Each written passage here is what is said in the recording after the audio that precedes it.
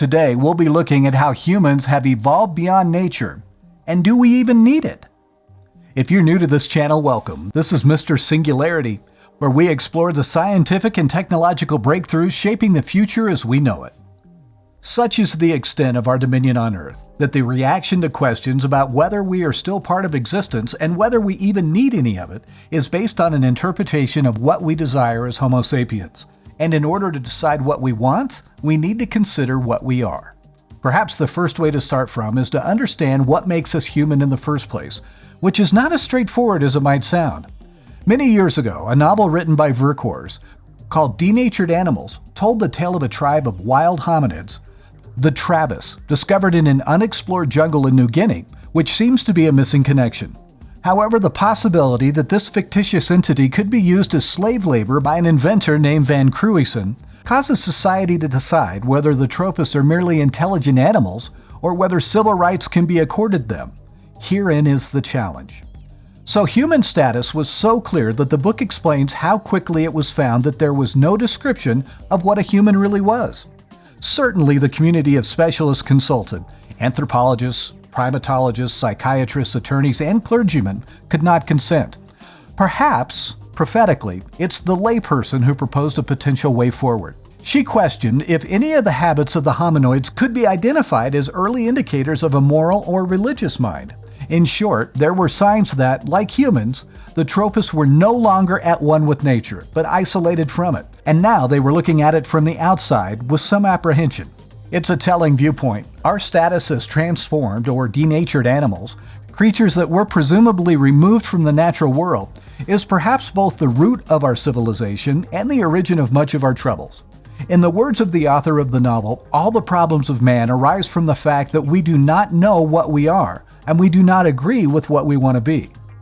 We're obviously never going to know the timing of our eventual divergence from nature, although cave paintings may provide some hints. But a crucial recent occurrence in our interaction with the world around us is as well known as abrupt. It happened on a sunny Monday morning at 8:15 a.m. The atomic bomb that shocked Hiroshima on August 6, 1945, was a wake-up call so strong that it still resonates in our consciousness decades later. The day the sun rose twice was not only a compelling example of the modern age that we had reached, it was a reminder of how paradoxically simplistic we remain. Different equations, sophisticated circuitry, and almost godlike observations into the rules of the cosmos helped us create, well, a very large stick. Modern Homo sapiens had eventually developed the powers of the gods, while retaining the psyche of a stereotypical Stone Age murderer. We were no longer scared of nature, nor of what we would do with it, and of ourselves. In short, we really didn't know where we came from, but we started to panic about where we were headed. We want to know a lot more about our origins, but we also don't know whether we want to be in the future or increasingly, as the climate crisis accelerates, whether we have one. It is possible that the greater decisions made by our technological advancements make it much more difficult to consider one of the many directions to follow. It's the cost of democracy. I am not fighting against our dominion over nature, nor do I sense as a scientist the need to uphold the status quo. Significant changes are part of our evolution. After all, oxygen was first a toxin that undermined the very survival of early life, but it is now a critical fuel for our existence. In the same way, we have to recognize that what we do, including our unparalleled dominion, is an inevitable result of what we have developed into, and through a mechanism none less natural than natural selection itself. If artificial birth control is unnatural, child mortality is minimized. Nor am I persuaded by the claim against genetic modification that it is unnatural. By artificially selecting particular strains of wheat or dogs, we have been tinkering more or less arbitrarily with genomes for centuries before the genetic revolution. Even our option of a romantic partner is a form of genetic modification. Sex is nature's way to rapidly create new genetic combinations. It seems like sometimes nature can be impatient with itself. Advances in genomics, however, open the door to another crucial turning point. Perhaps we will stop blowing the planet apart and just change it and ourselves slowly, perhaps beyond comprehension.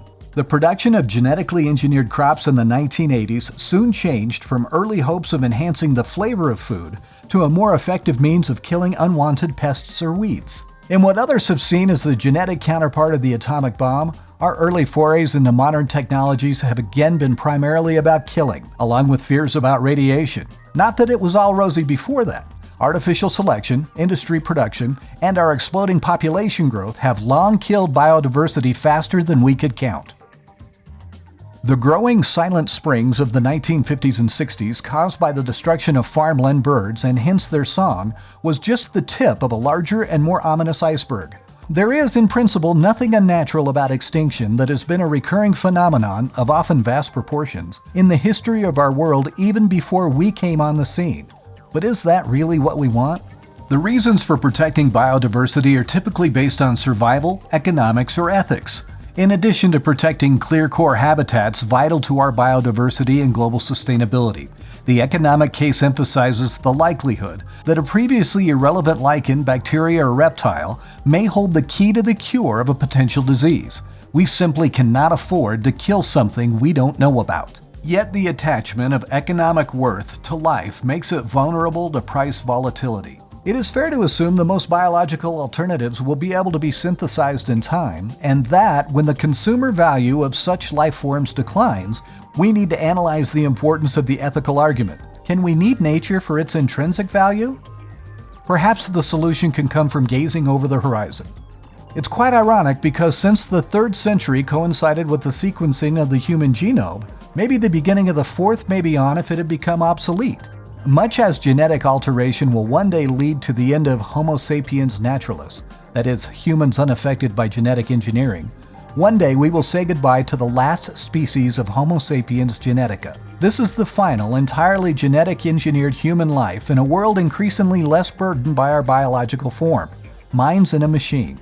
If the essence of a human being, like our memories, desires, and beliefs, is somehow expressed in the pattern of the fragile synaptic associations of our brain, and why shouldn't it, one day our minds will also be transformed like never before.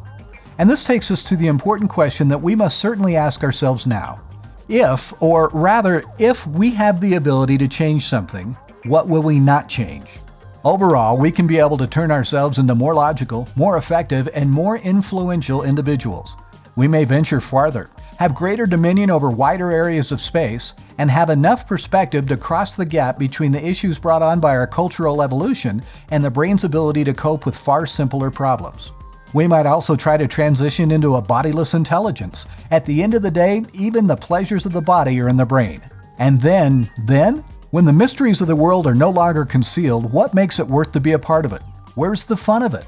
Of course, gossip and sex. Some might say that, and in essence I would accept, though I might put it differently, that it conveys to me the basic need for us to reach out and communicate with others. I agree that the qualities that describe our meaning in this vast and evolving world are simple: empathy and affection. Not strength or technologies, which consume too many of our minds, but which are merely, almost boringly, linked to the age of humanity. We are the gods of reality.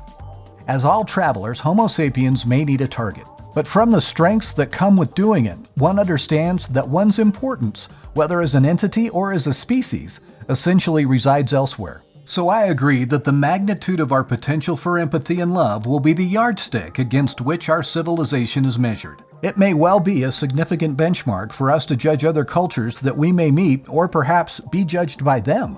There's something of a genuine mystery at the basis of it all. The idea that chemicals will emerge from the austere confines of ancient molecular soup, and by the cold rules of nature assemble into species that take care of other life forms, i.e. other bags of chemicals, is a real marvel. Some ancients assumed that God had created us in His image. Maybe they were correct in a way, since empathy and compassion are genuinely godlike attributes, at least among the benevolent gods. Look at these characteristics and use them now, as they carry the key to our ethical dilemma. These are the very qualities that can compel us to strengthen the well-being of our fellow human beings without minimizing the state of what affects us. Anything less is going to pervert our existence. What's your take on this? Should we abandon nature? Let me know down in the comments below and check out one of these other videos. This has been Mr. Singularity, and I'll see you on the next one.